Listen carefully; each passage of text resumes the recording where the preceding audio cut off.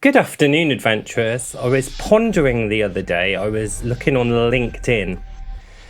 And if you go on LinkedIn at the moment, you're going to see all sorts of people in suits, very corporate types, telling you how amazing AI is and, it's going to revolutionize everything and make everything super fast and effortless and without friction.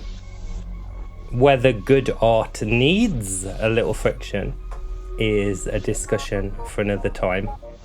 But yeah, it appears like AI is this unstoppable wave. There's nothing you can do. You might as well just, lie down and let AI have its way. But yeah, there's an angle which I haven't seen discussed yet. And it reminds me of a case from a couple of years ago. It was a case, just getting my notes up. It was a case brought by a guy called Geordie Kasamitjana. Now that's a cool surname. Anyhow, it was the case which made ethical veganism a protected belief, which meant that you couldn't discriminate against vegans in the workplace. You couldn't fire them for, their little t-shirts, meat is murder, or whatever. And that got me thinking, at the time I read about this court trial, and it brought up the idea of a deeply held ethical belief could be protected. An example is a religious belief, a deeply held religious belief. Now, there's a few other rules. You see where I'm going with this, don't you? There are a few other rules that these beliefs have to, obey. These 5 Granger criteria are: the belief must be genuinely held, sincerely and deeply, not an opinion. It must have a substantial human aspect. It must be cogent and coherent, logical. And it must be worthy of respect in a democratic society. So I guess that means it won't massively impinge upon the freedoms of others,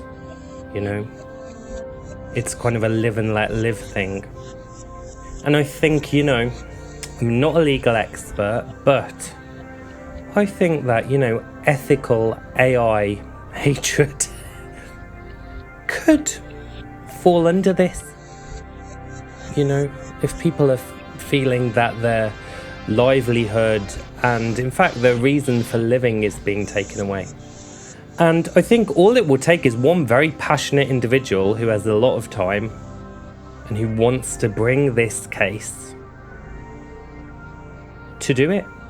It can't be me, by the way, because for all the noise I make about being anti-AI in art and music, I do have to admit I have used Gemini fairly recently in order to talk about some of my anxieties. Essentially, therapy is a lot of money, and I find that Gemini can be not the therapist, but a way of potentially picking out, ordering my thoughts, so that when I do go into the therapy, the £50 an hour therapy, I can make the most out of it. I think that's a genuinely good use of the technology. My life is very hard. So it's going to need to be someone who is very passionate, doesn't mind confrontation, and will fight this case. And I think there's a lot of people out there who are like this. And then if they win, what would that world look like? Well, you'd need a legacy workflow pipeline, wouldn't you, for the human employees? And they'd be slower than that's arguable. But they might be slower than the AI, but the employers would have to employ them. It'd be tricky. There'd be, of course, friction.